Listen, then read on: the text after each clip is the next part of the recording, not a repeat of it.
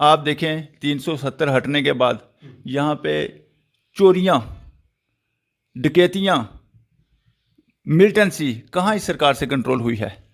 इस सरकार ने लोगों का जीना हराम कर दिया। आप अपोजिशंस के लीडर हैं, आपको लोगों की आवाज़ जो है वो उठानी चाहिए, लेकिन इस दौरान अपोजिशन जम्मू कश्मीर में और आम आदमी पार्टी बिलखसूस खामोश क्यों? में भी भविष्यवाणी चलेगी। ऊपर वाले ने चाहा तो भविष्यवाणी क्या, सरकार चलेगी, सरकार चलेगी, 100% सरकार चलेगी, आम आदमी पार्टी की। आम आदमी पार्टी की सरकार चलेगी। तो ये जो लैंड ग्रैबर थे ये ज़्यादा बीजेपी के, आप देखें कि बीजेपी के जितने भी इनके लीडर हैं इनके पास कितनी ज़मीन है। आप म्यूनसिपल कमेटी के कालाकोट के सदर भी हैं।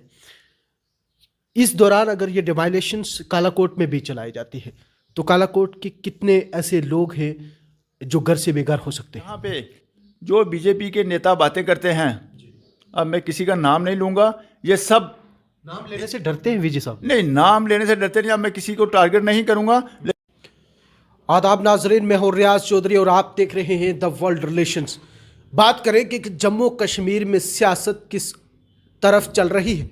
क्या जम्मू कश्मीर के मफाद को लेके भारतीय जनता पार्टी की तरफ से जो नारा लगाया गया था उसके ऊपर पार्टी गमजन है, या लोग अब जम्मू कश्मीर में 370 मनसूख होने के बाद परेशान हैं?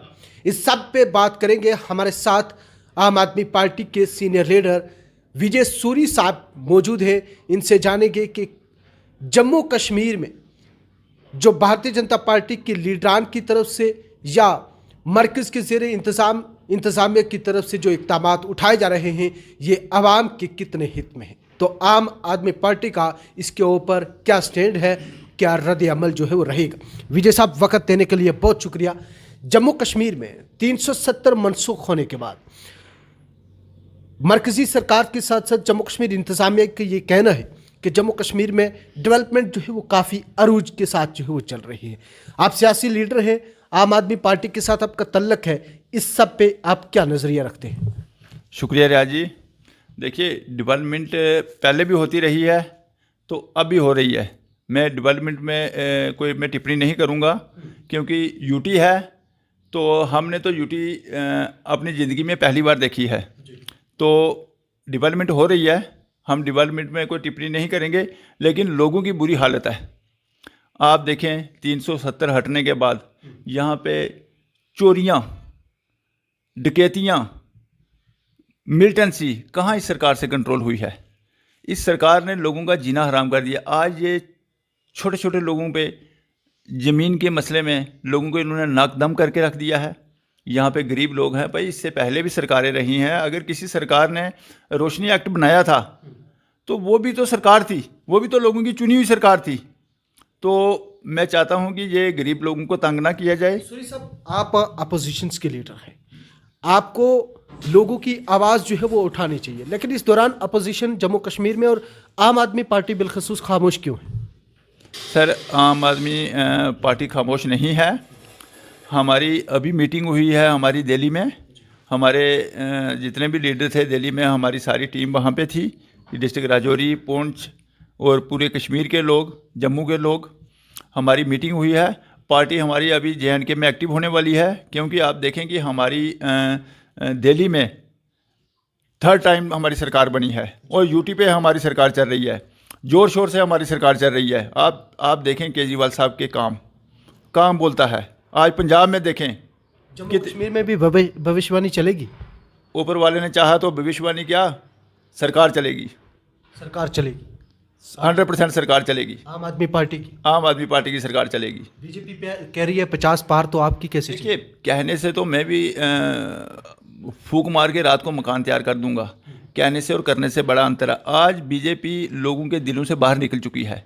लोगों ने बहुत उम्मीदें रखी थी, हम लोगों ने बड़ी उम्मीद रखी थी कि क्या कुछ नया होगा, लेकिन इन लोगों ने खाली अब शोर डालने से कुछ नहीं होगा। लोगों का बेड़ा गर्क कर दिया इन्होंने। विजय साहब, सरकार की तरफ से एक नया फरमान जारी हुआ कि जम्मू कश्मीर में सरकारी अराजी को लेके सरकारी अराजी जो है वो बाजियाब करवाई जाएगी। जो इस दौरान जो है वो लेफ्टिनेंट गवर्नर की तरफ से एक बयान ये भी आया कि जो लैंड ग्रैबर्स हैं उनके खिलाफ कार्रवाई की जाएगी, लेकिन साथ ही साथ में ये भी देखने को मिल रहा है कि आम शख्स जो एक गरीब शख्स है उसको भी नोटिस जा रहा है। क्या उस नोटिस का गरीब शख्स के ऊपर भी फर्क पड़ सकता है आने वाले वक्त? देखिए, ये तो कह रहे हैं कि गरीब लोगों को बचाया जाएगा। कैसे बचाया जाएगा? जो ये आर्डर निकाल रहे हैं, जो ये आर्डर इम्प्लीमेंट कर रही है सरकार, ये तो किसी को छोड़ने वाले नहीं है। तो ये जो लैंड ग्रैबर थे ये ज़्यादा बीजेपी के, आप देखें कि बीजेपी के जितने भी इनके लीडर हैं इनके पास कितनी ज़मीन है, एनसी वालों के पास कितनी ज़मीन है, कांग्रेस वालों के पास कितनी ज़मीन है। एनसी पे तो पीला पंजा स्टार्ट हो गया, तो वो फिर बीजेपी पे भी स्टार्ट होना चाहिए। अगर एनसी पे स्टार्ट हुआ तो फिर बीजेपी पे स्टार्ट होना चाहिए। जहां सरकार की तरफ से अब तक बीजेपी के लीडरान के ऊपर तवज्जो नहीं दी जा रही है, क्या लगता है ऐसे जम्मू के बात करें तो जम्मू शहर में ऐसे कितने लीडरान हैं जो सरकारी अराजी पे बैठे हैं? देखिए, आपने भी लिस्ट पढ़ी होगी, काफ़ी लीडराना, मैं किसी का नाम नहीं लूँगा, लेकिन सबको इक्वल सबके जो भी सरकार का फरमान है सबके साथ बराबर होना चाहिए। गरीब आदमी को तंग ना किया जाए। अगर ये गरीब आदमी को तंग करेंगे, लोग सड़कों पे आ जाएंगे। लोग कहाँ जाएंगे?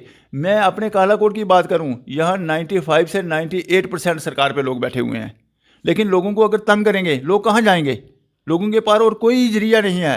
कोई फॉरेस्ट में है, गरीब आदमी है, कोई सरकार पे है, स्टेट लैंड में है, कोई रोशनी एक्ट पे आया है, किसी की गिरदौरी है, कोई उसको बोलते हैं घास चराई है किसी के पास।